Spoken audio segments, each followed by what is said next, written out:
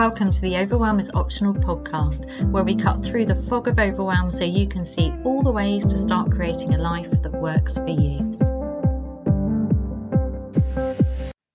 A Turn of the Year Pause is a series of 4 episodes in a special series of the Overwhelm is Optional podcast for you to take a pause as we turn from 2021 into 2022 so that you can get out of the overwhelm and release 2021, celebrate 2021 and take forward whatever you want to into 2022. So if that sounds like something you'd value, then please go to www.heidimarke.co.uk/pause to get a special free workbook to accompany you as you listen to the series. Hello and welcome to this week's episode of the Overwhelm is Optional podcast, helping you identify when you're getting stuck in overwhelm so you can get out of overwhelm and live with ease, joy, and without that horrible pushing yourself all the time really hard to try and focus through overwhelm, leading to exhaustion and strange minor injuries is what often seems to happen. I don't know if it's just from being disconnected from our bodies or moving too fast and bumping into things. I don't know really. Anyway, welcome to this week's episode. Today I want to talk to you about Christmas overwhelm, because although I love Christmas, it can get incredibly overwhelming because of that love for Christmas or because of that need for deep rest. So I say Christmas, although for me, probably it's more of a kind of Yule fest. It's midwinter. Most cultures seem to have some sort of midwinter, lots of lights and eating of food and things. I call it Christmas because that's just the culture I come from, but for me it's not a religious festival.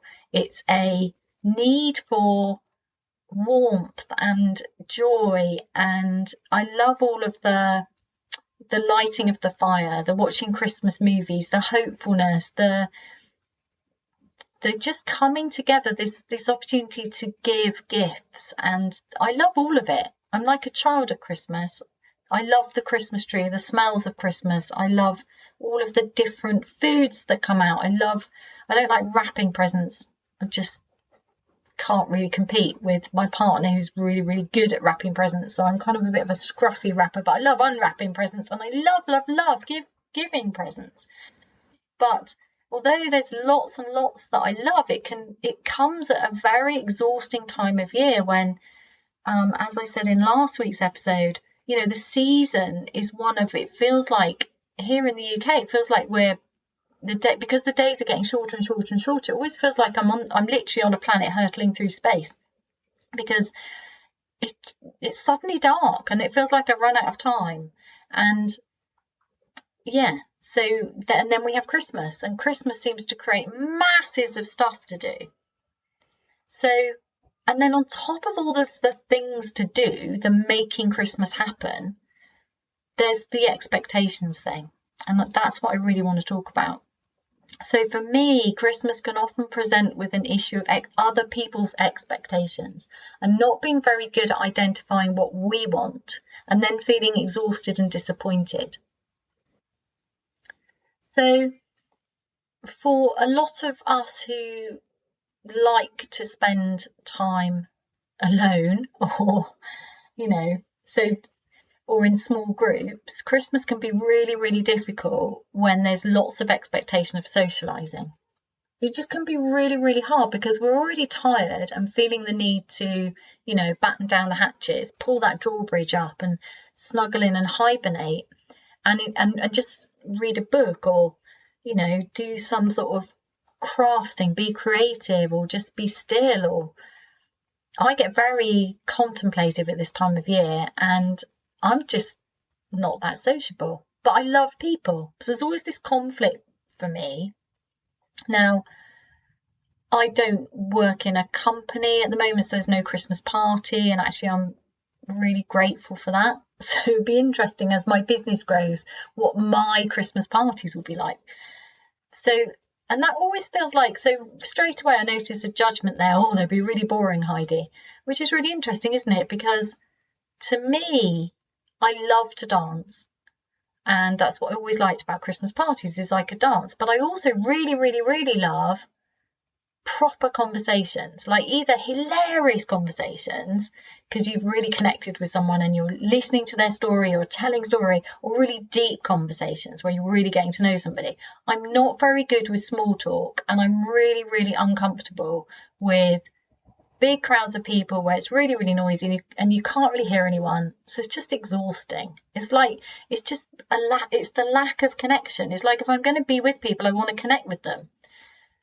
So mostly at a Christmas party, when I used to go, you just find me dancing, which is great because I love dancing and I'm very, very happy dancing on my own. Don't care what I look like. Very, very happy. I find it extremely de-stressing. I highly recommend dancing. I think dancing is probably something that we need to do a lot more of. You know, that letting go of tension from the body as we just dance and spin and shake and whirl and not care and just get out of our heads into our bodies, which isn't always really appropriate or feels easy at an office party, does it? So anyway, there's the whole socializing thing. There's the whole other people's expectations of wanting to see us. So there's always this thing that happens, I notice, towards the end of November, where friends start saying, oh, we'd really like to see you before Christmas. And this year I just nodded. Whereas normally I'd be like, yeah. And now I just think, no, it's not going to happen, is it? Because it's just this crazy time of trying to fit everything in before Christmas, trying to make stuff happen, trying to be super sociable. It's exhausting. So now I just opt out and go, yep, lovely. And that sounds really mean, but it's not mean. It's just realistic. It's not going to happen. So let's not try and make it happen. Let's not try and cram the calendar to exhaustion, because it doesn't work for me. And I'm not fun. You know, if I try and see everybody before Christmas, I'm not really seeing anybody because I'm too tired and too desperate. It's like my skin gets too thin. I'm too desperate for just to go home and light the fire or hang out with my dogs and my partner, or, you know, sit quietly with one friend at a time. That I'm just, you know, you're not going to get the best out of me in January when I've had my turn of the year, you know, thinking time, and I've recorded that for you. So yeah, I've just recorded 4 podcast episodes over 4 weeks as my gift to you, to thank you for being here. So honestly, I'm blown away. Thank you so much for being here.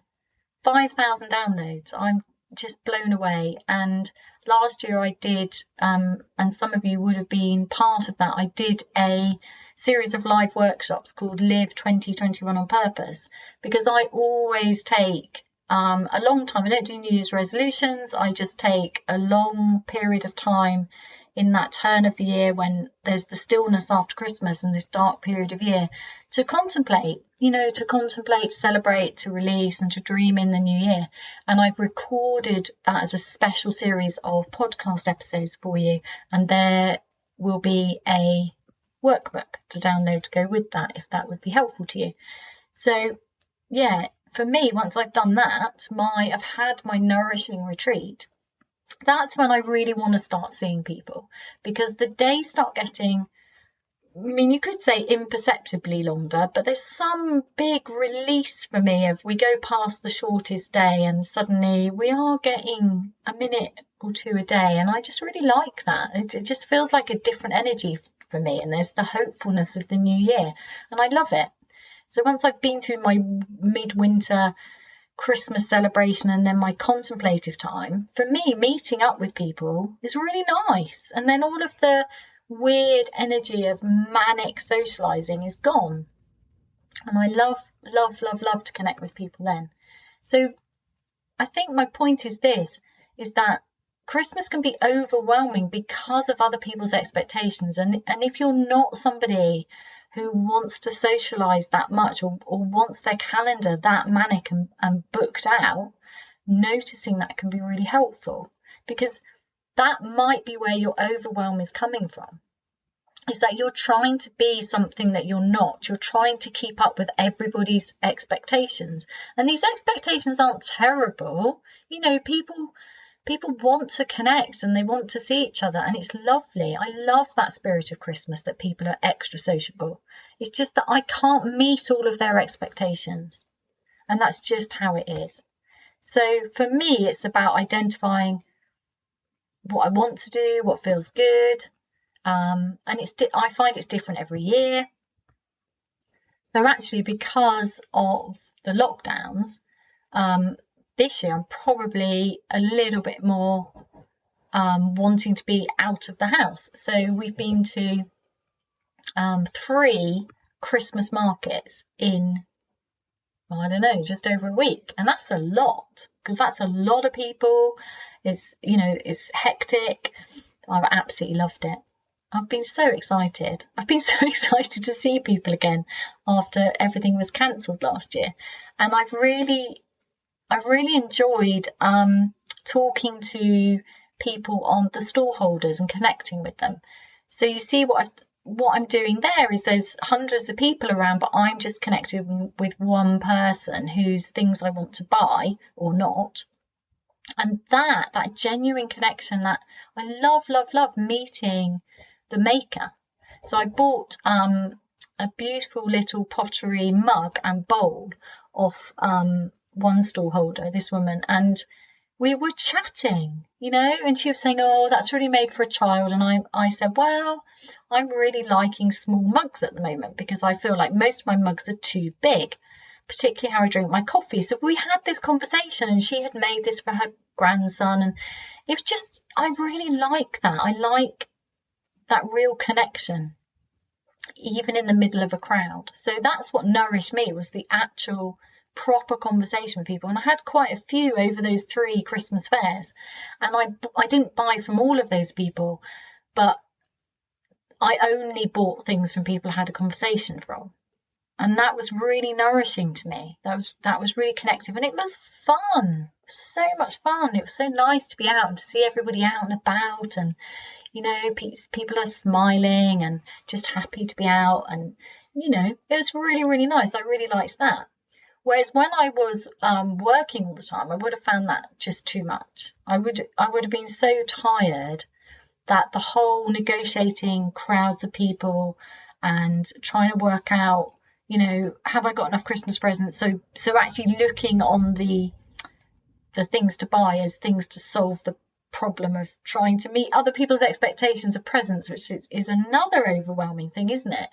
That would have been too much. So I know that I can tell that, you know, I'm recovered from burnout and that I'm not putting myself back in it with building my business, because I have the energy to do these expansive things. So I love that. It's a really good signal to me. So what is it for you? You know, what nourishes you? What would be fun for you? What do you love about the season? What do you want from Christmas? What do you like? And if you don't like office parties, why are you going to them? You know, do you have to?